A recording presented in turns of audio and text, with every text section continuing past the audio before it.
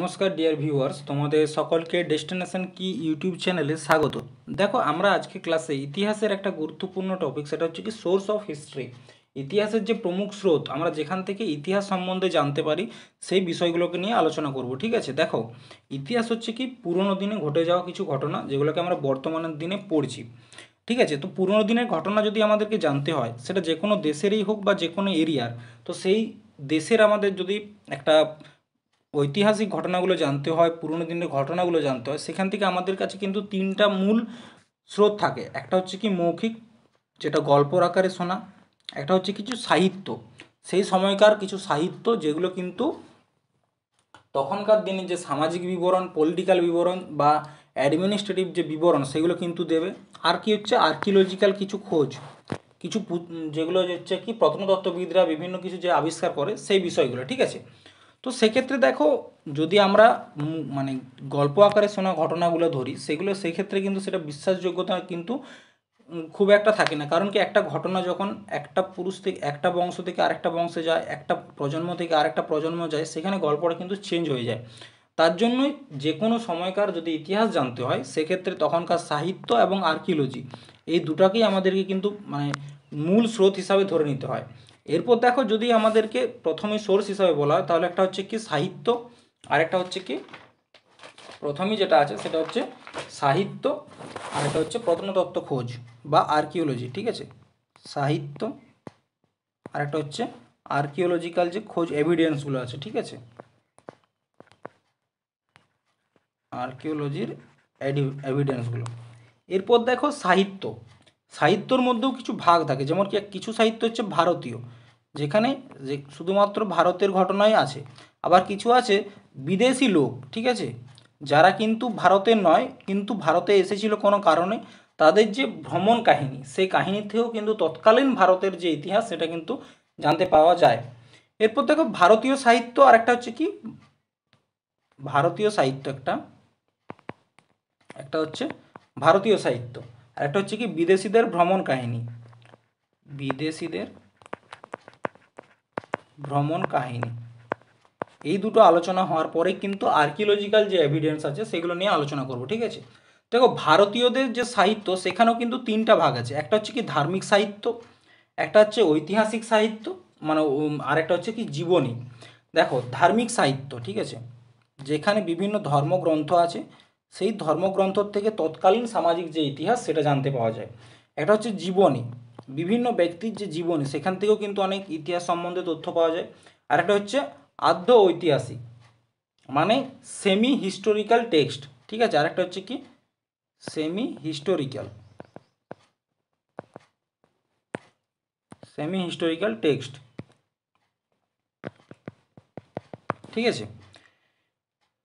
তো দেখো প্রথমে আছে যেটা সেটা হচ্ছে কি ধার্মিক। ধার্মিক যদি বলা হয় সেক্ষেত্রে যদি মানে ধার্মিক সাহিত্য থেকে আমাদের ইতিহাস জানতে হয় সেক্ষেত্রে মেনলি তিনটা ধর্মই আছে। একটা হচ্ছে কি সনাতন ধর্ম, একটা হচ্ছে বৌদ্ধ ধর্ম, একটা হচ্ছে জৈন ধর্ম। তো সনাতন ধর্মের কি বেদ, ঠিক আছে, বেদ, পুরাণ, উপনিষদ, ব্রাহ্মণ গ্রন্থ, দর্শন গ্রন্থ, দর্শন শাস্ত্র, সরি। তাছাড়া আছে কি বৌদ্ধদের আছে, বৌদ্ধ ধর্মগ্রন্থ আছে, আরেকটা আছে কি জৈন ধর্মগ্রন্থ। তো প্রথমে যেটা আছে সেটা হচ্ছে বেদ। ঠিক আছে, দেখো বেদের চারটা ভাগ, অর্থাৎ টোটাল বেদ হচ্ছে আমাদের চারটা। কি কি? একটা হচ্ছে ঋগ্বেদ, আরেকটা হচ্ছে কি সামবেদ, যজুর্বেদ, আরেকটা হচ্ছে অথর্ববেদ।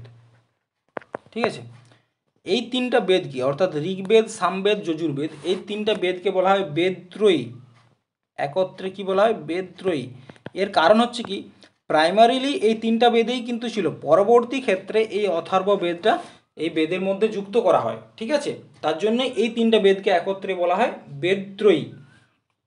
এরপর দেখো আমরা প্রত্যেকটা বেদকে নিয়ে আলাদা আলাদাভাবে দেখব। তো প্রথমে দেখো ঋগ্বেদ। ঠিক আছে, ঋগ্বেদ, এই ঋগ্বেদের যেটা রচনাটা বলা হয় যে বেদের রচনা কোনো ব্যক্তি করেনি, সেটা সরাসরি ভগবানের বাণী। কিন্তু দেখো যেটা ইতিহাস থেকে পাওয়া যায় সেটা হচ্ছে কি এটার রচনা নাকি সপ্ত সিন্ধু তীরে হয়েছে, সপ্ত সিন্ধু, অর্থাৎ কি সিন্ধু নদীর তীরবর্তী এরিয়াতে কিন্তু এটি রচনা হয়েছে। সেক্ষেত্রে সিন্ধু নদীর বা যে ইন্ডাস ভ্যালি সিভিলাইজেশন আছে সেই ঘটনাগুলো কিন্তু এখান থেকে জানা যায়। এবং এটি হচ্ছে কি বেদের মধ্যে সবচেয়ে প্রাচীন, বেদের মধ্যে এই যে 4টা বেদ আছে তার মধ্যে সবচেয়ে প্রাচীন হচ্ছে ঋগ্বেদ এবং সবথেকে নবীনতম হচ্ছে অথর্ববেদ। এরপর দেখো এই বেদে 10টা মণ্ডল আছে, ঠিক আছে, কটা, 10টা মণ্ডল আছে এবং 1028টা সূক্ত অর্থাৎ শ্লোক আছে, ঠিক আছে। এই 10টা মণ্ডল, তার মধ্যে আমাদের জন্য 3টা গুরুত্বপূর্ণ, ঠিক আছে।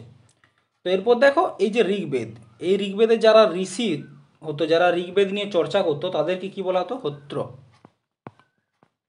ঠিক আছে। এরপর তোমাদেরকে কি বললাম যে এই 10টা মণ্ডলের মধ্যে 3টা মণ্ডল সবচেয়ে গুরুত্বপূর্ণ আমাদের জন্য, একটা হচ্ছে কি 3 নাম্বারটা, 9 নাম্বার এবং একটা হচ্ছে 10 নাম্বার। তো দেখো এই যে 10 নাম্বার, এটা কিন্তু প্রথমেই কিন্তু এই ঋগ্বেদের মধ্যে ছিল না, 10 নাম্বার বেদটা পরবর্তী ক্ষেত্রে যুক্ত করা হয়েছে। এবং 3 নাম্বার এবং 9 নাম্বার এটা কিন্তু প্রথম থেকেই ছিল, ঠিক আছে। এই 3 নাম্বার যে মণ্ডল, এখানে কিসের চর্চা আছে, গায়ত্রী মন্ত্র, যেটা আমরা সকলে জানি সূর্য ভগবানকে অর্পণ করা হয়, ঠিক আছে, সূর্য ভগবানের জন্য, বা সাবিত্রী, অপর নাম হচ্ছে কি সাবিত্রী। এটি রচনা কে করেছিল, এই গায়ত্রী মন্ত্রের রচনা করেছিল ঋষি বিশ্বামিত্র, ঠিক আছে। এটির রচনা কে করেছিল, রচনা করেছিল ঋষি বিশ্বামিত্র।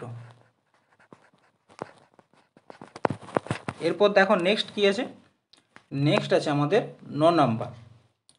এই 9 নাম্বার যে মণ্ডল, এখানে কিসের, সোম দেবতার চর্চা আছে, ঠিক আছে, সোম দেবতা। এবং 10 নাম্বার যে মণ্ডল, সেখানে 10 নাম্বার মণ্ডলে আমাদের যে 4টা বর্ণ, ঠিক আছে, এখানে একটা পুরুষ সূক্ত বলে আছে, পুরুষ সূক্ত। এই পুরুষ সূক্তের মধ্যে আমাদের যে 4টা বর্ণ, ঠিক আছে, 4টা বর্ণ কি কি, ব্রাহ্মণ, ক্ষত্রিয়, বৈশ্য এবং শূদ্র, এই 4টা বর্ণের কিন্তু উল্লেখ আছে এই 10 নাম্বার মণ্ডলে। এবং এই ঋগ্বেদে গোমাতাকে কি বলা হতো, অহন্যা বলা হতো, ঠিক আছে। গোমাতাকে কি বলা হতো ঋগ্বেদে, গোমাতাকে অহন্যা বলা হতো, ঠিক আছে। নেক্সট দেখো এরপর ঋগ্বেদ হলো, এরপর সামবেদ। সামবেদকে কি বলা হয়, ভারতীয় সঙ্গীতের জনক, ঠিক আছে। নেক্সট হচ্ছে কি সামবেদ, সামবেদ ভারতীয় সঙ্গীতের জনক, ভারতীয় সঙ্গীতের জনক। তাহলে এখান থেকে তোমরা বুঝতে পারছো যে সামবেদের মধ্যে কিন্তু সঙ্গীত নিয়েই শুধুমাত্র চর্চা আছে, ঠিক আছে। তো দেখো সামবেদে যেহেতু সঙ্গীতের চর্চা আছে, তার মানে এটা কিন্তু প্রমাণিত যে তৎকালীন যে ভারত, ঠিক আছে, সেই সময়কালে কিন্তু ভারতের মধ্যে সঙ্গীতের চর্চা ছিল, ঠিক আছে। এবং এই সামবেদের যারা পুরোহিত বা ঋষি হয়, যারা সামবেদ নিয়ে চর্চা করে, তাদেরকে কি বলা হয়, উদ্গাতা, ঠিক আছে। সামবেদের পরে কি আছে, যজুর্বেদ। দেখো যজুর কথার অর্থ হচ্ছে কি যাগ যজ্ঞ, ঠিক আছে। যজু কথার অর্থ হচ্ছে যজ্ঞ, অর্থাৎ আমাদের যে কর্মকাণ্ডগুলো আছে সেই কর্মকাণ্ড এবং যাগযজ্ঞের উল্লেখ কিন্তু যজুর্বেদেই আছে, ঠিক আছে। এই বেদের যারা ঋষি হয় তাদেরকে কি বলা হয়, অথর্বীয় ঋষি, অথর্বীয় বলা হয় তাদেরকে, ঠিক আছে, অথর্বীয় বলা হয়। এই বেদকে আবার দুটো ভাগ আছে, একটা হচ্ছে কি শুক্ল যজুর্বেদ, একটা হচ্ছে কৃষ্ণ যজুর্বেদ, একটা হচ্ছে কি শুক্ল আর একটা হচ্ছে কৃষ্ণ। এরপর দেখো ঋগ হলো সাম, যজুর এবং অথর্ববেদ, ঠিক আছে। লাস্ট যেটা বেদের সেটা হচ্ছে অথর্ববেদ। এটা তো আগেই বললাম যে এটা হচ্ছে নবীনতম বেদ এবং এই বেদটাকে পরবর্তী ক্ষেত্রে যুক্ত করা হয়েছে। এবং এই বেদটির লেখক হচ্ছে কি অথর্বা ঋষি, লেখক হচ্ছে অথর্বা ঋষি, যার কারণে এই বেদটার নাম হয় অথর্ববেদ। এই বেদকে কি বলা হয়, ব্ল্যাক ম্যাজিকের বেদ, ব্ল্যাক ম্যাজিক। ব্ল্যাক ম্যাজিক কি, আমাদের যে বিভিন্ন কালো জাদু বা অন্ধবিশ্বাস, কারণ কি এই বেদের মধ্যে বিভিন্ন বশীকরণ করা, ব্ল্যাক ম্যাজিক, অন্ধবিশ্বাস এইসবের কথাই কিন্তু লেখা আছে এই অথর্ব বেদের মধ্যে। তার জন্য এই অথর্ব বেদকে বলা হয় ব্ল্যাক ম্যাজিকের বেদ, ঠিক আছে। এবং এই বেদে আরও একটি বিশেষ কথা উল্লেখ আছে, সেটা হচ্ছে কি এই বেদে বলা হয়েছে যে আমাদের প্রজাপতি, ঠিক আছে, প্রজাপতি কাকে বলা হয়? ব্রহ্মাকে, ঠিক আছে, ব্রহ্মাকে বলা হয় প্রজাপতি। তার নাকি দুটো কন্যা, একটা হচ্ছে কি শোভা, একজনকার নাম হচ্ছে শোভা, আরেকটা জনের নাম হচ্ছে সমিতি। এটাও কিন্তু গুরুত্বপূর্ণ পয়েন্ট, যেটা পরীক্ষায় কিন্তু আসে, ঠিক আছে। এরপর দেখো, এগুলো হচ্ছে আমাদের চারটা বেদ, এবং এই চারটা বেদকে পড়ার জন্য আছে, মানে যেখানে এগুলোর ব্যাখ্যা করা হয়েছে সেগুলো হচ্ছে ব্রাহ্মণ গ্রন্থ। এই চারটা বেদকে যাতে সকলে ভালোভাবে বুঝতে পারে, তার জন্য আবার চারটা কিন্তু ব্রাহ্মণ গ্রন্থও আছে, ঠিক আছে। ব্রাহ্মণ গ্রন্থ কি কি আছে দেখো, ঋগ্বেদের জন্য আছে কি, ঋগ্বেদের জন্য আছে এত্রেয় গ্রন্থ, এত্রেয় গ্রন্থ, ঠিক আছে। ঋগ্বেদ হলো সামবেদ, সামবেদের ব্যাখ্যা করা হয়েছে কোন ব্রাহ্মণ গ্রন্থে? পঞ্চবিশ, পঞ্চবিশ, ঠিক আছে। এরপর দেখো যজুর্বেদ, যজুর্বেদের তোমাদেরকে আগে বলেছি দুটো ভাগ, একটা হচ্ছে শুক্ল যজুর্বেদ, একটা হচ্ছে কৃষ্ণ। শুক্লর জন্য হচ্ছে কি শতপথ, ঠিক আছে, আর কৃষ্ণর জন্য হচ্ছে তেত্রয়, ঠিক আছে। এবং অথর্ববেদ, ঠিক আছে, অথর্ববেদকে যদি বলা হয় কোন ব্রাহ্মণ গ্রন্থে ব্যাখ্যা করা হয়েছে, অথর্ববেদের ব্যাখ্যা আছে গোবধ নামক ব্রাহ্মণ গ্রন্থে, ঠিক আছে। দেখো শতপথ যে ব্রাহ্মণ গ্রন্থটি আছে, এই শতপথ ব্রাহ্মণ গ্রন্থের মাধ্যমে, ঠিক আছে, তৎকালীন যে গান্ধার, সেই গান্ধার সাম্রাজ্যের উল্লেখ কিন্তু এই শতপথ ব্রাহ্মণ গ্রন্থে আছে। এবং কুরু, পাঞ্চাল এবং কৌশলা, বিদেয় যে স্টেটগুলো ছিল, ঠিক আছে, তাহলে কুরু, পাঞ্চাল, পাঞ্চালের কে ছিল? দ্রৌপদী। কুরু বংশের দুর্যোধন, সেই সব বংশের উল্লেখ কোথায় আছে? সেই সব বংশের উল্লেখ আছে কোথায়? এই শতপথ ব্রাহ্মণ গ্রন্থে, ঠিক আছে। এই শতপথ ব্রাহ্মণ গ্রন্থে কিন্তু এই কুরু, পাঞ্চাল, গান্ধার প্রভৃতি যে রাজ্য, যে স্টেটগুলো ছিল তৎকালীন, তাদের উল্লেখ কিন্তু এই শতপথ ব্রাহ্মণ গ্রন্থে আছে। এরপর দেখো, বেদ হলো ব্রাহ্মণ গ্রন্থ, এরপর আমাদের কিছু উপনিষদ আছে, উপনিষদ, ঠিক আছে। আমাদের টোটাল 108টা উপনিষদ আছে, ঠিক আছে। তার মধ্যে তিনটা হচ্ছে গুরুত্বপূর্ণ আমাদের পরীক্ষার জন্য। তিনটা কি কি? একটা হচ্ছে জবাল উপনিষদ, একটা হচ্ছে কি মুন্ডক উপনিষদ, মুন্ডক উপনিষদ, এবং আরেকটা হচ্ছে মহান উপনিষদ, মহান উপনিষদ। এরপর দেখো, এই যে জবাল উপনিষদ, এইখানে আমাদের যে চারটা আশ্রম, ঠিক আছে, সেই চারটা আশ্রমের উল্লেখ আছে। মুন্ডক উপনিষদ থেকে আমাদের যে ভারতের যে একটা আছে না সত্যমেব জয়তে, যে কথাটি, যে উল্লেখটি, সে সত্যমেব জয়তের যে বর্ণনা, সেটা কোথায় আছে? মুন্ডক উপনিষদ। তাহলে সত্যমেব জয়তে কোথার থেকে নেওয়া হয়েছে? সত্যমেব জয়তে, সত্যমেব জয়তে, অর্থাৎ কি সত্যের জয় সর্বদা হয়, এটা কোথা থেকে নেওয়া হয়েছে? মুন্ডক উপনিষদ। এবং G20 যেটা আমাদের থিম ছিল, ঠিক আছে, মোটো ছিল বাসুদেব কুটুম্বকম, সেটা কোথা থেকে নেওয়া হয়েছে? মহান উপনিষদ থেকে। এই প্রশ্নটা কিন্তু ফুড এসআই এক্সামে এসেছিল, বসুদেব কুটুম্বকম, যে এই প্রশ্নটা কিন্তু তোমাদেরকে আগের ক্লাসেও আমি করিয়েছি, ঠিক আছে। তো কোথা থেকে নেওয়া হয়েছে? মহান উপনিষদ থেকে নেওয়া হয়েছে। এরপর দেখো, বেদকে বোঝার জন্য বেদাঙ্গ এবং উপবেদও আছে। বেদাঙ্গ দেখো 6টি, ঠিক আছে, আমাদের বেদাঙ্গ আবার আছে 6টি বেদাঙ্গ। 6টি বেদাঙ্গ কি কি? একটা হচ্ছে শিক্ষা,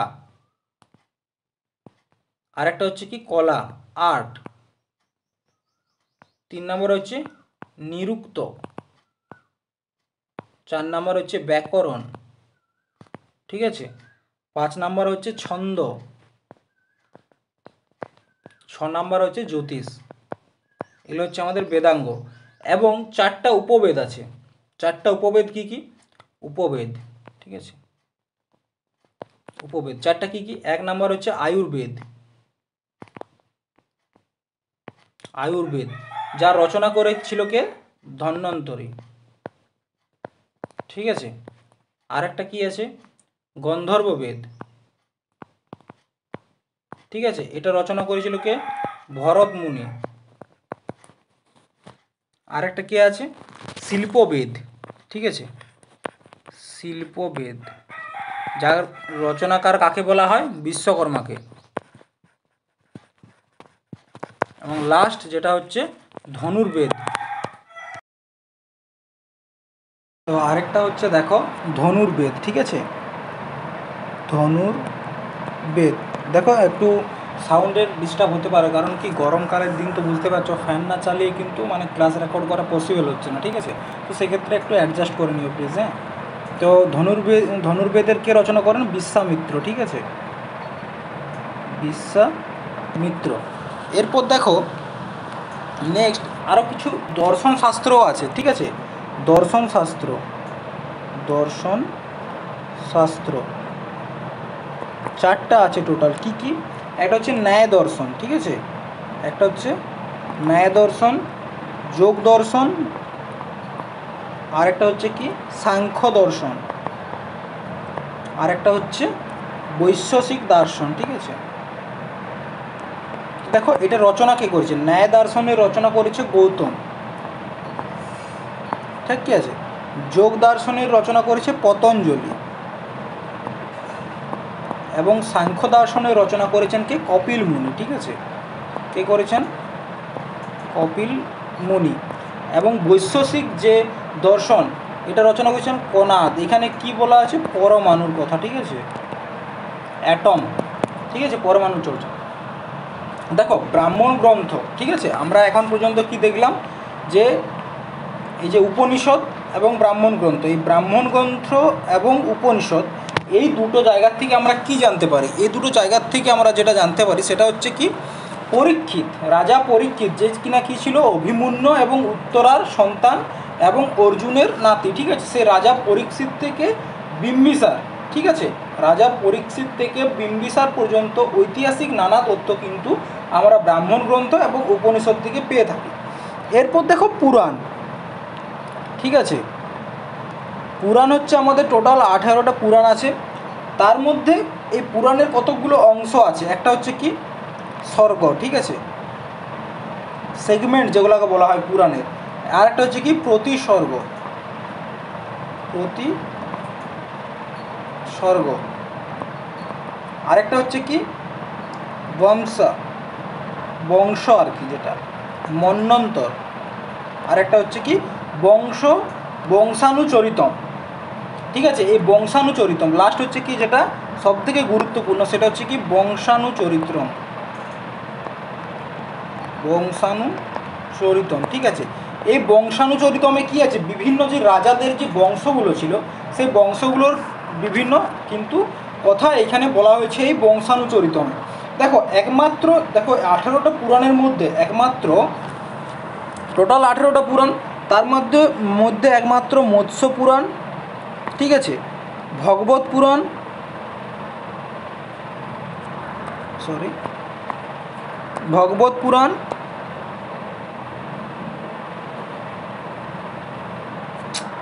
বানানটা যে কি হচ্ছে, দেখো ঠিক করে লিখি। হ্যাঁ, ভগবত পুরাণ, আর কি আছে? বিষ্ণু পুরাণ, বায়ু পুরাণ। ঠিক আছে, বিষ্ণু পুরাণ, বায়ু পুরাণ, ব্রহ্মা পুরাণ এবং ভবিষ্যৎ পুরাণ। ঠিক আছে, ভবিষ্যৎ পুরাণ এবং গরুড় পুরাণ। এইগুলোতেই কিন্তু কি আমাদের যে বংশানুচরিতম, সেই বংশানুচরিতমের উল্লেখ কিন্তু এই কটি পুরাণেই আছে। 18টা পুরাণের মধ্যে এই কটি পুরাণে আছে। এই গরুড় পুরাণে রাজা ইক্ষ্বাকু এবং বৃহদ্রথ, ঠিক আছে, রাজা ইক্ষ্বাকু এবং বৃহদ্রথের চর্চা কোথায় পাওয়া যায়? গরুড় পুরাণে পাওয়া যায়। ঠিক আছে, এটা কিন্তু একটা গুরুত্বপূর্ণ পয়েন্ট, সেটা মনে রেখো। এরপর দেখো, এরপর হচ্ছে আমাদের বৌদ্ধ ধর্মের সাহিত্য। ঠিক আছে, তো বৌদ্ধ ধর্মের সাহিত্যকে যদি তোমাকে জানতে হয়, তাহলে বৌদ্ধ ধর্ম সাহিত্য কী সেটাকেও তোমাকে জানতে হবে। তো প্রথমে দেখো বৌদ্ধ ধর্ম সাহিত্য। ঠিক আছে, বৌদ্ধ সাহিত্য,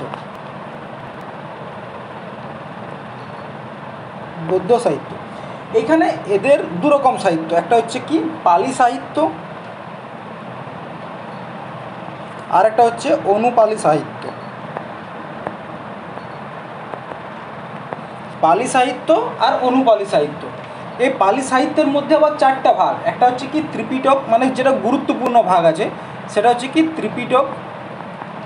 ত্রিপিটক জানো, বিনয় পিটক, সূত্র পিটক, অভিধম্ম পিটক, ঠিক আছে। আর একটা আছে কি দীপবংশ, ঠিক আছে, মহাবংশ। আর একটা কি আছে মিলন পানহ, মিলন পানহ, ঠিক আছে। আর অনুপালির মধ্যে কি আছে দিব্যদান, ললিত বিস্তার, আর একটা আছে আর্য মঞ্জুশ্রী, মূলকল্প, ঠিক আছে। এই তিনটা আছে। তার আগে পালিটা দেখে নাও তোমরা, তারপরে অনুপালির মধ্যে যাব। পালির মধ্যে যেটা প্রথমে আছে সেটা হচ্ছে কি ত্রিপিটক। ফার্স্ট যেটা আছে সেটা হচ্ছে ত্রিপিটক, ঠিক আছে। ত্রিপিটক, ত্রিপিটক তিন ভাগে ভাগ, বিনয় পিটক, সূত্র পিটক, আর একটা হচ্ছে অভিধম্ম পিটক। তাহলে কি বিনয় পিটক, তারপর হচ্ছে সূত্র পিটক আর অভিধম্ম পিটক, ঠিক আছে। তো তোমরা প্রথমে যেটা মনে রাখবে সেটা হচ্ছে এই বিনয় পিটক এবং সূত্র পিটক। বিনয় পিটক এবং সূত্র পিটক এটা হচ্ছে কি প্রথম যে বৌদ্ধ সংগীতি হয়েছিল, ফার্স্ট বুদ্ধিস্ট কাউন্সিল কততে হয়েছিল 483 বিসি, ঠিক আছে। 483 বিসিতে ফার্স্ট বুদ্ধিস্ট কাউন্সিল কোথায় হয়েছিল? রাজগৃহ, বিহারের রাজগৃহতে হয়েছিল। এটা কে করিয়েছিল যদি তোমরা জানো সেটা হচ্ছে আজাতশত্রু, ঠিক আছে, আজাতশত্রু। তার সময়কালেই বিনয় পিটক এবং সূত্র পিটককে লেখা হয়েছিল। এবং অভিধম্ম পিটক, ঠিক আছে, এটা 3 নম্বর যে বৌদ্ধিস্ট কাউন্সিল বা 3 নম্বর যে বৌদ্ধ সংহিতি যেটা 250 বিসিতে হয়েছিল। এটা কোথায় হয়েছিল? পাটলিপুত্রতে। এই থার্ড ইয়াটা হয়েছিল কোথায়? পাটলিপুত্র, যেটা বর্তমানে পাটনা নামে পরিচিত। এবং এটি কার সময় হয়েছিল? সম্রাট অশোক, ঠিক আছে। এইটুকু একটা জিনিস মনে রেখো। তো প্রথমেই দেখো যেটা আছে বিনয় পিটক, ঠিক আছে। প্রথমেই যেটা আছে সেটা হচ্ছে বিনয় পিটক। বিনয় পিটক দেখো, এই বিনয় পিটকের হচ্ছে কি বৌদ্ধ মুনি হওয়ার যে রুলস রেগুলেশন, যে বুদ্ধিস্ট মঙ্ক, ঠিক আছে, বুদ্ধিস্ট যে মঙ্ক বা বৌদ্ধ ধর্মের যারা মুনি ঋষি থাকে, তো তাদের যে মানে হওয়ার জন্য যে রুলস রেগুলেশন যেগুলো প্রয়োজন সেগুলো কিন্তু বিনয় পিটকের মধ্যে আছে। আর সূত্র পিটকে কী আছে? সূত্র পিটকের আবার কতগুলি ভাগ আছে। একটা হচ্ছে আমবাত্থা সূত্র, ঠিক আছে, একটা আছে আমবাত্থা সূত্র। নেক্সট পেজে লিখছি, ঠিক আছে। এটা হচ্ছে কি অন্য কালার ইউজ করি, সূত্র পিটক, সূত্র পিটক, ঠিক আছে। এর মধ্যে আরও কয়েকটি ভাগ আছে, সেটা হচ্ছে তোমার আমবাত্থা সূত্র,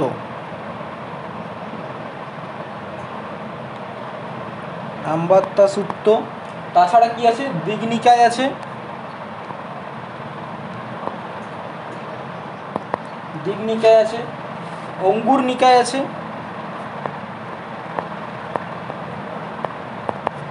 অঙ্গুর নিকায়, ঠিক আছে। আরেকটা আছে কি তোমার ক্ষুদ্রক নিকায়, আরেকটা আছে ক্ষুদ্র নিকায়, ক্ষুদ্র নিকায়। এরপর দেখো আমবাত্থা সূত্র এবং দিগনিকায়। এই আমবাত্থা সূত্র এবং দিগনিকায় এইখানে কি বলা হয়েছে? এখানে যে বলা হয়েছে যে ক্ষত্রিয়দের যে রক্ত সেটা নাকি অনেক পবিত্র রক্ত, ঠিক আছে। এবং অঙ্গুত্তর নিকায় সবথেকে গুরুত্বপূর্ণ সূত্র পিটকের অঙ্গুত্তর নিকায়, যেখানে ষোড়শ মহাজনপদ বা 16টা যে মহাজনপদ ছিল, যেটা আমরা পরবর্তী ক্ষেত্রে পড়বো এই মহাজনপদগুলি সম্বন্ধে, মগধ, ঠিক আছে, তারপরে হচ্ছে গান্ধার, এই যে মহাজনপদগুলো ছিল সেগুলো নিয়ে আমরা পরবর্তী ক্লাসে পড়বো। তো সেই 16টি মহাজনপদের চর্চা কোথায় আছে? অঙ্গুত্তর নিকায়। তাহলে তোমাদের কাছে প্রশ্ন এরকম আসতে পারে যে বৌদ্ধ ধর্মের কোন পিটকে বা কোথায় আমাদের যে ষোড়শ মহাজনপদ তার উল্লেখ পাওয়া যায়? সূত্র পিটকের অঙ্গুত্তর নিকায় এখানে পাওয়া যায় ষোড়শ মহাজনপদের চর্চা। এবং এই ক্ষুদ্র নিকায়ে একটা অংশ হচ্ছে কি জাতক। এই জাতকে কি আছে? গৌতম বুদ্ধের, ঠিক আছে, 549টি তার পূর্বজন্মের কিছু গল্প এখানে আছে। এরপর লাস্ট যেটা আছে সেটা হচ্ছে অভিধম্ম পিটক। ঠিক আছে, এটাও কিন্তু মনে রেখো, অভিধম্ম পিটক। বিনয় পিটক, সূত্র পিটক হলো, এবার অভিধম্ম পিটক।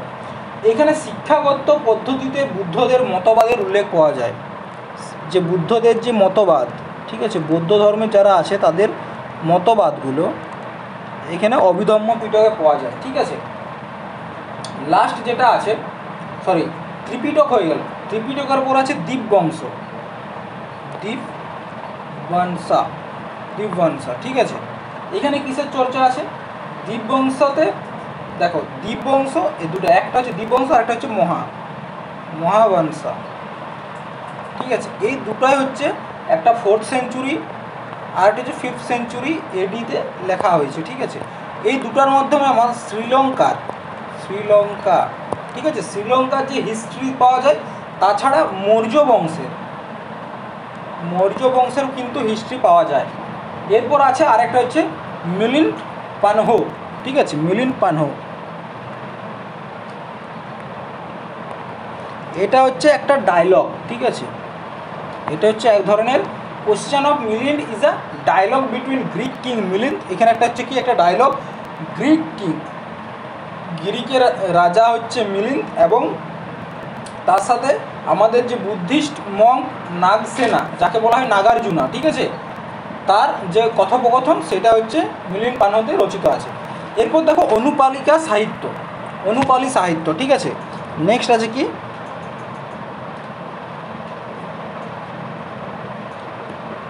অনুপালি সাহিত্য। এতক্ষণ পালি সাহিত্য দেখলাম, এরপর হচ্ছে অনুপালি সাহিত্য। প্রথমে আছে দিব্যবদন। ঠিক আছে, আরেকটা কি আছে, আর্য মঞ্জুশ্রী মূল কল্প। ঠিক আছে, আর্য মঞ্জুশ্রী মূল কল্প। আরেকটা আছে কি, ললিত বিস্তার। মানে গুরুত্বপূর্ণগুলো আমি তোমাদেরকে বলছি। ঠিক আছে, এখানে আরও ভাগ থাকতে পারে, মেন যে গুরুত্বপূর্ণ সেগুলো তোমাদেরকে বলছি। ঠিক আছে, দিব্যদন, আর্য মঞ্জুশ্রী এবং ললিত বিস্তার। দিব্যদনে দেখো, মৌর্য বংশ, শুঙ্গ রাজা যে পুষ্যমিত্র শুঙ্গ এবং গৌতম বুদ্ধের জীবনী পাওয়া যায় এই দিব্যদন থেকে। এখান থেকে কি পাওয়া যায়? মৌর্য বংশের ইতিহাস।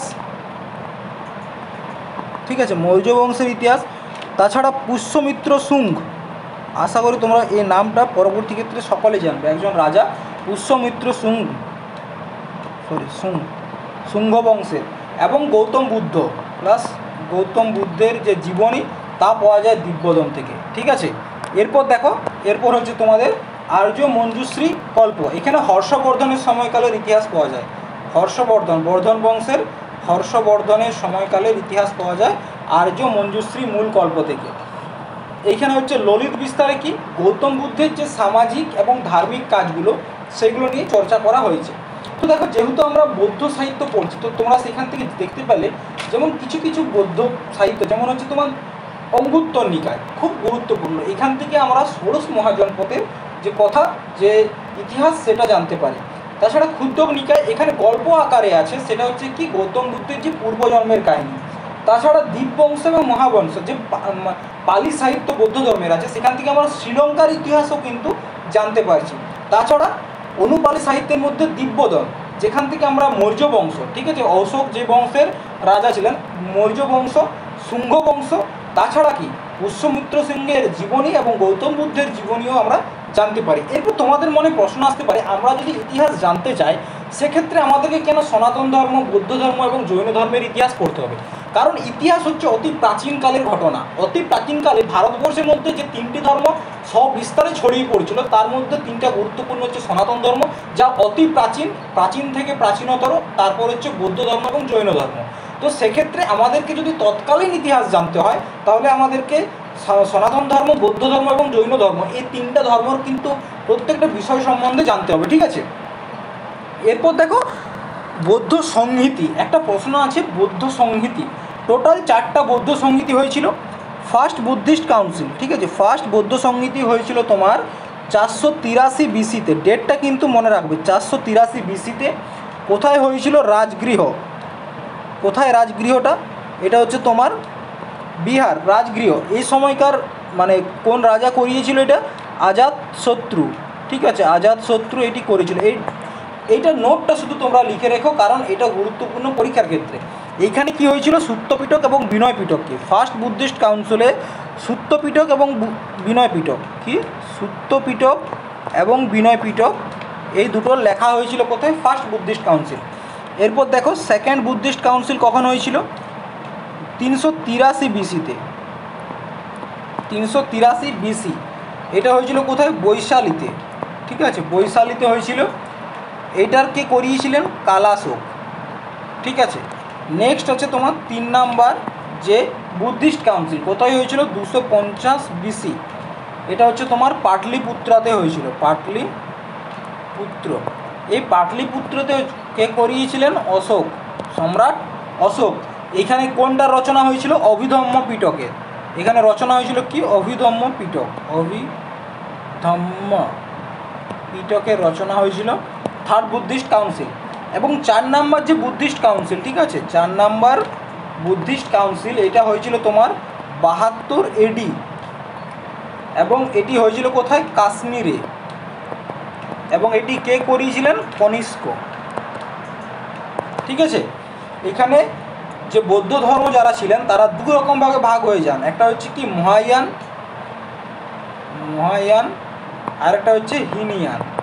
ঠিক আছে, তো এই বিষয়টা কিন্তু মনে রাখো, পরীক্ষায় কিন্তু পড়ে যে কত নম্বর বুদ্ধিস্ট কাউন্সিল থেকে বৌদ্ধ ধর্মের ব্যক্তিরা দুভাগে ভাগ হয়ে যায়, মহায়ান এবং হিনিয়ান। সেটা হচ্ছে 4 নম্বর বুদ্ধিস্ট কাউন্সিল, যেটা হয়েছিল কোথায়? কাশ্মীরে। যেটা কে করিয়েছিলেন? সেটা হচ্ছে কনিষ্ক। এরপর দেখো আজকের যে ধার্মিক সাহিত্যের ক্ষেত্রে এসেছি, তো সেখানে আছে লাস্ট যেটা হচ্ছে, সেটা হচ্ছে জৈন সাহিত্য। ঠিক আছে, জৈন সাহিত্যকে কি বলা হয়? আগম। জৈন সাহিত্যকে বলা হয় আগম। এই জৈন সাহিত্যের টোটাল 12টা অঙ্গ আছে আর কতগুলি সূত্র আছে। তার মধ্যে গুরুত্বপূর্ণ যেগুলো সেটা হচ্ছে আচার রঙ্গ সূত্র। ঠিক আছে, আচার রঙ্গ সূত্র, ভগবতী সূত্র, বিভাগ সুয়ম সূত্র,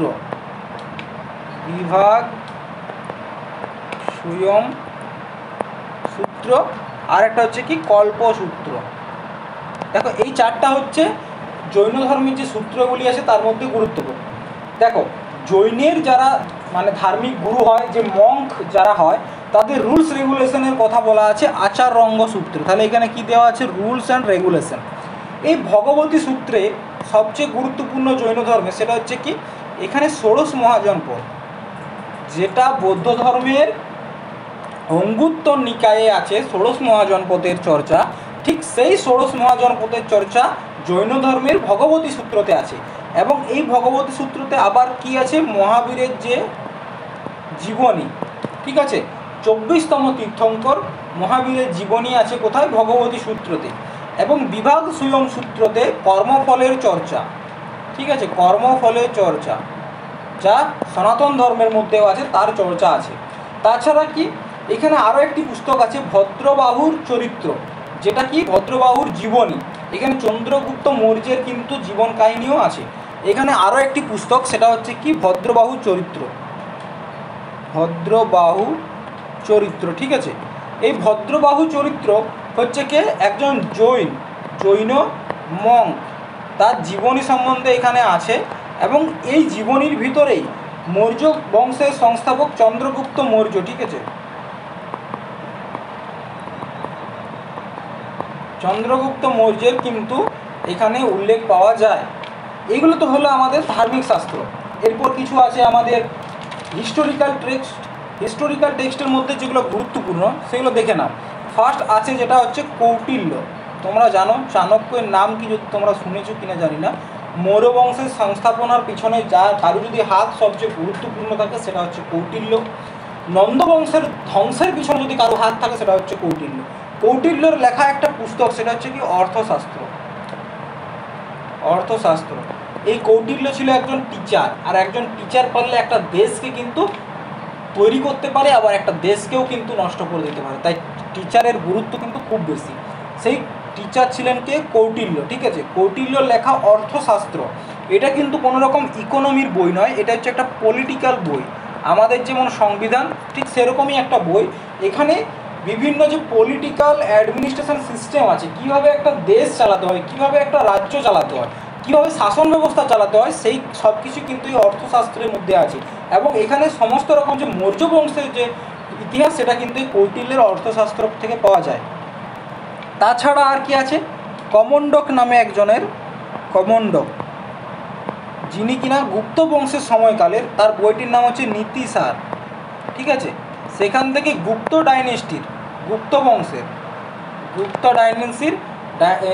বংশের ইতিহাস কিন্তু জানতে পাওয়া যায়।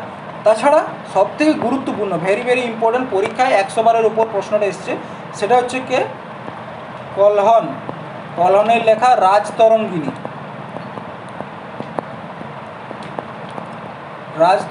কলহনের লেখা রাজতরঙ্গিনী। এই কলহনের লেখা রাজতরঙ্গিনী থেকে আমরা কাশ্মীরের ইতিহাস জানতে পারি। ঠিক আছে, কাশ্মীরের ইতিহাস জানতে পারি। তাছাড়া আরও দুটি গুরুত্বপূর্ণ হচ্ছে কি 4 এবং 5, সেটা হচ্ছে জয় সিংয়ের লেখা হামির মত মর্দান,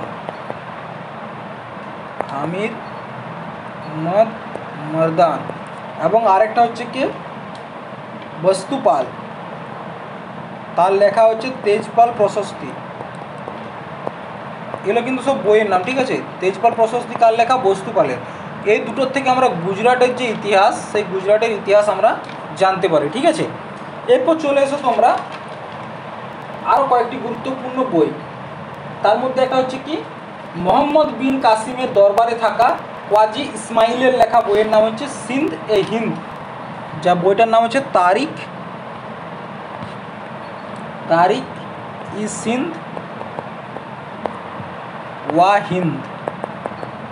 ঠিক আছে, তারিখ ই সিন্ধ ওয়া হিন্দ, যেটাকে মানে যখন পার্সি ভাষায় লেখা হয় তার নাম দেখা হয় চেচননামা।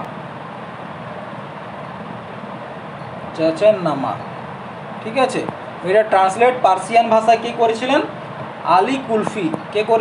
আলী কুলফি, এবং নাম কি দিয়েছিলেন, চেচননামা। ঠিক আছে, এটার আরও অন্য একটি নাম হচ্ছে কি ফতেনামা ই সিন্ধ।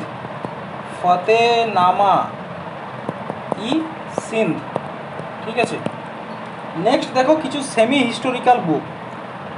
ঠিক আছে, কিছু সেমি হিস্টোরিক্যাল মানে কি ঐতিহাসিক বইও নয়, আবার গল্পের বইও নয়। যেমন পাণিনির অষ্টাধ্যায়, এটা হচ্ছে এক ধরনের ব্যাকরণ বই, সংস্কৃত ব্যাকরণ বই, কিন্তু এখানে মৌর্য বংশের কিছু সামাজিক প্রেক্ষাপট এখানে পাওয়া যায়। পাণিনির অষ্টাধ্যায়, গার্গী সংহিতা। ঠিক আছে, গার্গী সংহিতা। ঠিক আছে, তাছাড়া পতঞ্জলির মহাভাষ্য, পতঞ্জলির লেখা বইটির নাম কি, মহাভাষ্য। আর কি আছে, কালিদাসের লেখা মালবিকা অগ্নিমিত্র। কালিদাসের লেখা কি, মালবিকা অগ্নিমিত্র। ঠিক আছে, আর বিশাখ দত্তের মুদ্রা রাক্ষস, লেখা মুদ্রা রাক্ষস। ঠিক আছে, এগুলো খুবই গুরুত্বপূর্ণ বই। এগুলোর থেকে তৎকালীন যে সামাজিক যে প্রেক্ষাপট সেগুলো কিন্তু পাওয়া যায়। তো তোমরা দেখো পিডিএফ নিয়ে চাপ নিও না, কারণ তোমাদের মনে হচ্ছে যে এই লেখাটা দেখে তো লেখা তোমাদের পসিবল নয়।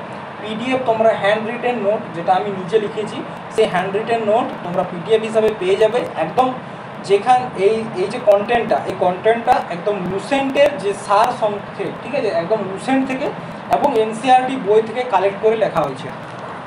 ঠিক আছে, তো তোমরা সেই পিডিএফ পেয়ে যাবে, চাপ নিও না। এরপর কিছু বায়োগ্রাফিক্যাল টেক্সট, জীবনী। ঠিক আছে, বায়োগ্রাফিক্যাল টেক্সট আছে, যেমন কি বাণভট্টের লেখা হর্ষচরিত্র। ঠিক আছে, হর্ষচরিত্র বলতে কি হর্ষবর্ধনের জীবনী। এরপর দেখো এই বাণভট্টের যে হর্ষচরিত্র, এর টোটাল 8টা চ্যাপ্টার আছে। ঠিক আছে, তার মধ্যে প্রথম যে 3টা চ্যাপ্টার আছে সেখানে বাণভট্টের জীবনী, বাণভট্ট কে ছিলেন, হর্ষবর্ধনের দরবারি কবি, তো তার জীবনী, এবং বাকি 5টাতে হর্ষবর্ধনের জীবনী কিন্তু লেখানো আছে। তারপর হচ্ছে বল্লালের লেখা হচ্ছে বইটির নাম ভোজ, ঠিক আছে, ভোজ। তাছাড়া কি আছে, সন্ধ্যাকর, লেখকটির নাম হচ্ছে সন্ধ্যাকরের লেখা রামচরিত।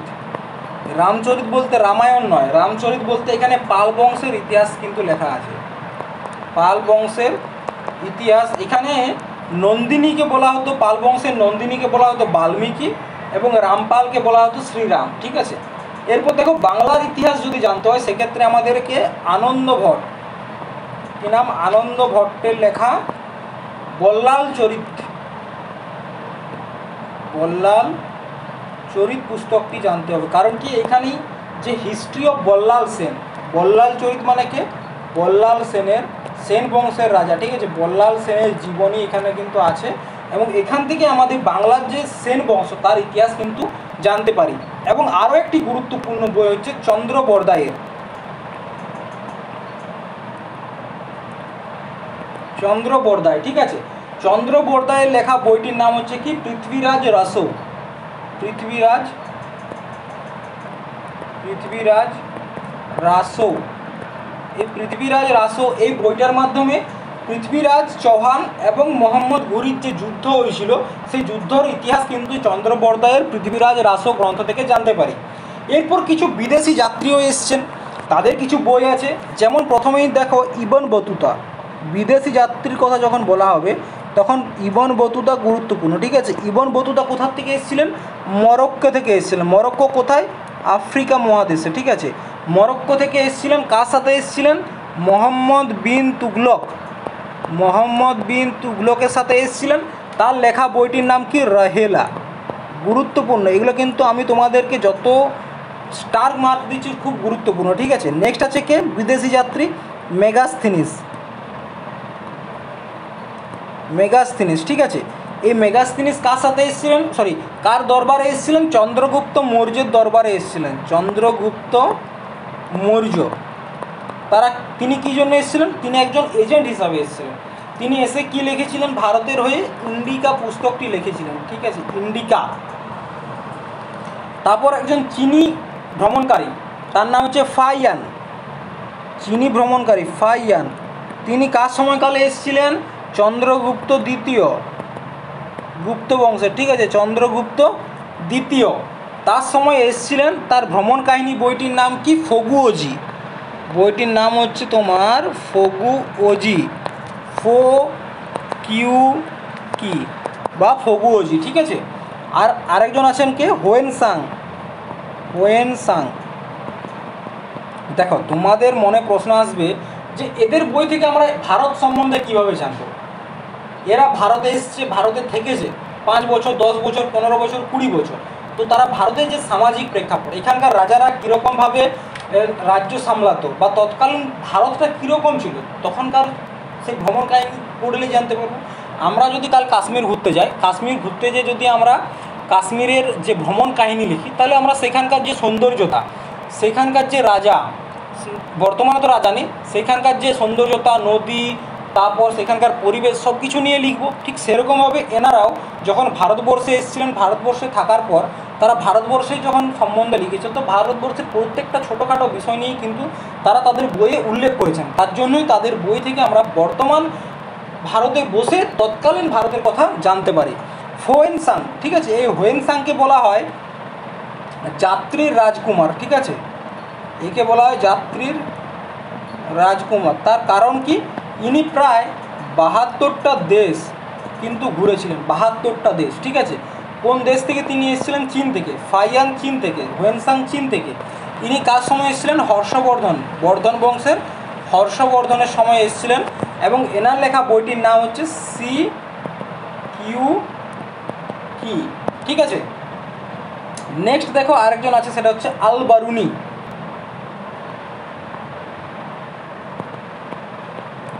আল বারুনি তিনি কোথা থেকে এসেছিলেন, তিনি মোহাম্মদ গজনবীর সাথে ভারতে এসেছিলেন, ঠিক আছে, মোহাম্মদ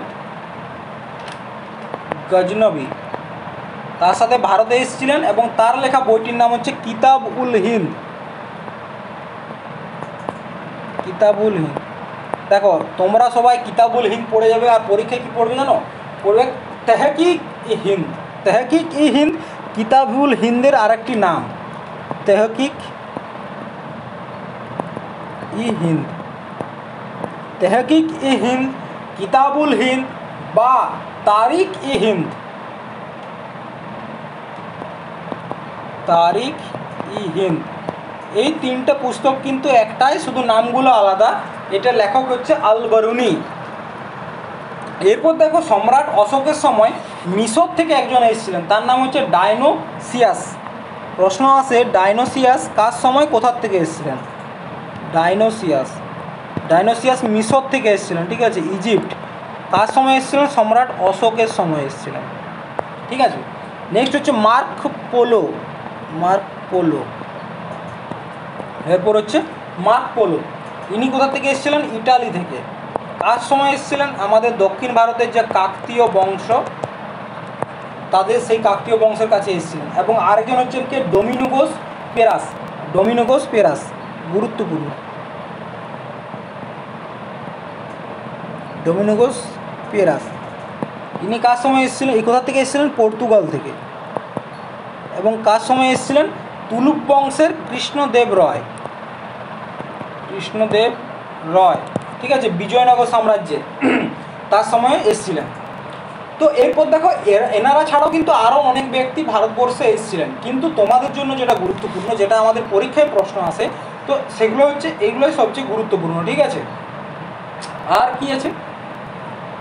এরপর আছে কিছু আর্কিওলজিক্যাল সোর্স, যেটা তোমাদেরকে বলেছিলাম যে আমরা যখনই কোনো একটা সময়ের ইতিহাস জানবো, তখন আমাদের তখনকার ইতিহাস জানতে গেলে আমাদেরকে কি করতে হবে?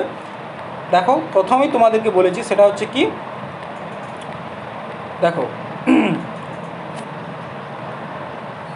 একটা বিদেশি ভ্রমণ, ভারতীয়, এই দুটো কিন্তু হয়ে গেল। তাহলে কি বলেছিলাম? সাহিত্য পড়তে হবে আর তখনকার আর্কিওলজিক্যাল সোর্সগুলো দেখতে হবে, ঠিক আছে। সাহিত্য, ভারতীয় সাহিত্য, বিদেশি সাহিত্য, দুটোই কিন্তু তোমাদেরকে মানে দেখিয়ে দিলাম কি বিষয় না বিষয়। এরপর আর্কিওলজিক্যাল যে মানে এভিডেন্সগুলো আছে সেগুলো তোমরা দেখে নাও, ঠিক আছে। আর্কিওলজিক্যাল এভিডেন্স কী কী আছে দেখো, দাঁড়া একটু সময় লাগবে, চলে গেছে আল বারুনি, ঠিক আছে। এরপর হচ্ছে আর্কিওলজিক্যাল সোর্স।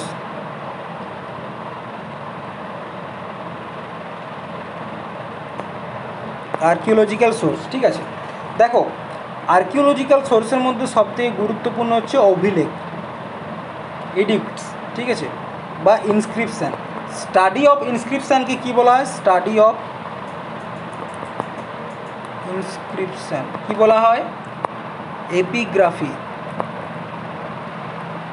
এটা মনে রাখবে।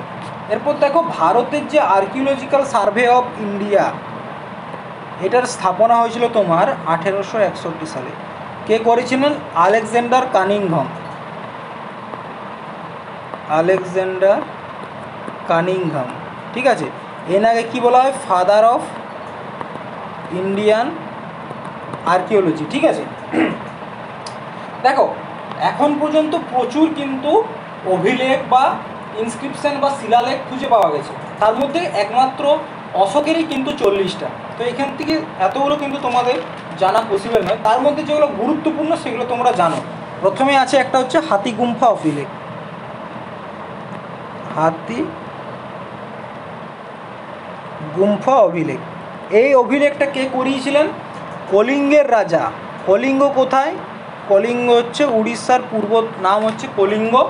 সেই কলিঙ্গের রাজা খরবেল, খরবেল কিন্তু এটি লিখিয়েছিলেন। এবং এই হাতিগুম্ফা অভিলেখেই ভারতবর্ষ শব্দের প্রথম উল্লেখ পাওয়া যায়। অর্থাৎ আমাদের দেশটিকে যে ভারতবর্ষ বলা হতো তার প্রথম উল্লেখ কলিঙ্গ রাজা খরবেলের অভিলেখ হাতিগুম্ফা থেকে পাওয়া যায়। দ্বিতীয় কি আছে? জুনাগড়ের গিরনার অভিলেখ।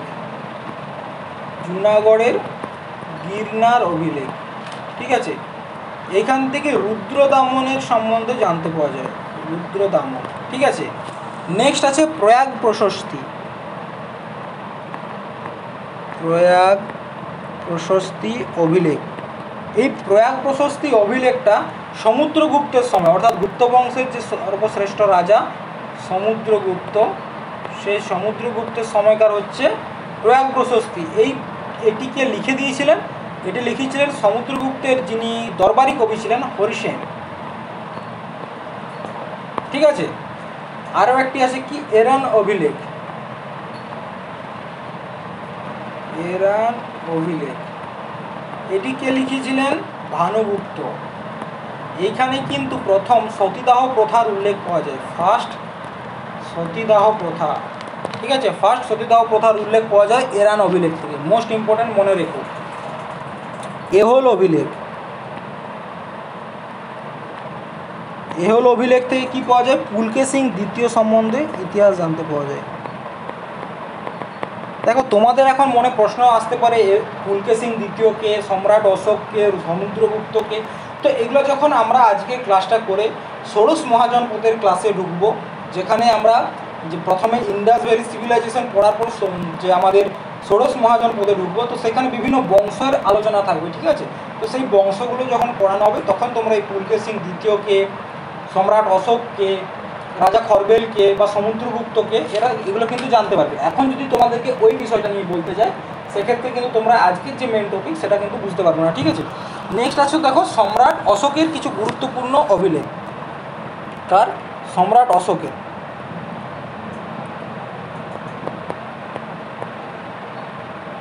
সম্রাট অশোকের দেখো, সম্রাট অশোকের যে অভিলেখগুলো আছে তা স্বাভাবিকভাবে দুটো ভাষায় লেখা। একটা হচ্ছে ব্রাহ্ম লিপিতে, আর একটা হচ্ছে প্রকৃত লিপিতে। প্রকৃত লিপিতে, ঠিক আছে, এই দুটো লিপিতে লেখা। এখন পর্যন্ত সম্রাট অশোকের প্রায় 40টা অভিলেখ কিন্তু খুঁজে পাওয়া গেছে।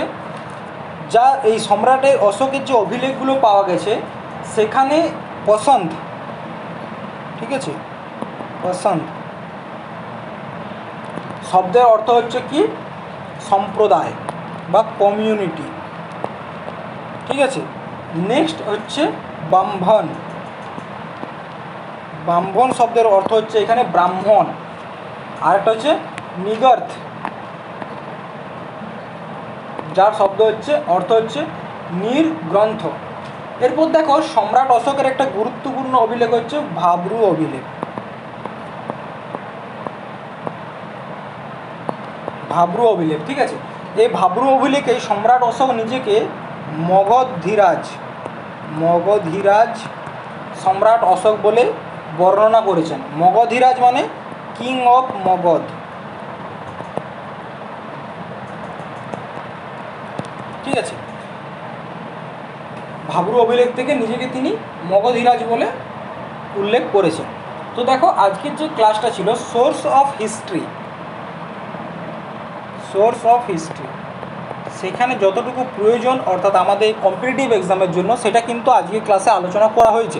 দেখো এইসব কিছুর বাইরেও কিন্তু আরও অনেক লেখক আছেন যারা ভারত সম্বন্ধে বই লিখেছেন, অনেক বিদেশি যাত্রী ছিলেন যারা ভারতে এসেছেন, কিন্তু সেই সব বিষয় কিন্তু আমাদের পক্ষে জানা সম্ভব নয়, সব বিষয় কিন্তু আমাদের মনে রাখাও সম্ভব নয়। কিন্তু প্রিভিয়াস ইয়ারের প্রশ্ন দেখে যেগুলো গুরুত্বপূর্ণ সেগুলোই কিন্তু তোমাদেরকে আজকের ক্লাসে করিয়েছি।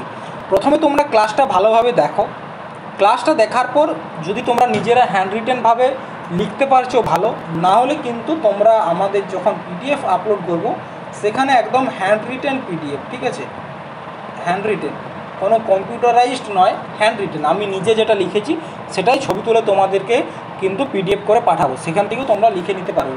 কিন্তু তোমরা ক্লাসটা করবে, কারণ শুধুমাত্র পড়ে গেলে কিন্তু বুঝতে পারবে না ব্যাপারটাকে। ঠিক আছে, তো আজকের এই একটা টপিক শেষ হলো সোর্স অফ হিস্ট্রি। নেক্সট দিন হচ্ছে আমাদের যে সিভিলাইজেশনগুলো আছে, সিন্ধু সভ্যতা, হরপ্পা সভ্যতা, মহেঞ্জোদাড়ো সভ্যতা, মেহেরগড়, তারপর হচ্ছে চন্দ্রগুপ্ত, এগুলো নিয়ে আলোচনা করব। তারপরে কিন্তু ষোড়শ মহাজনপদ নিয়ে আলোচনা করব। ঠিক আছে, তো আজকে ক্লাসটা এখানে শেষ করছি। আশা করি তোমরা ক্লাস থেকে কিছু ভালো কিছু জানতে পেরেছো।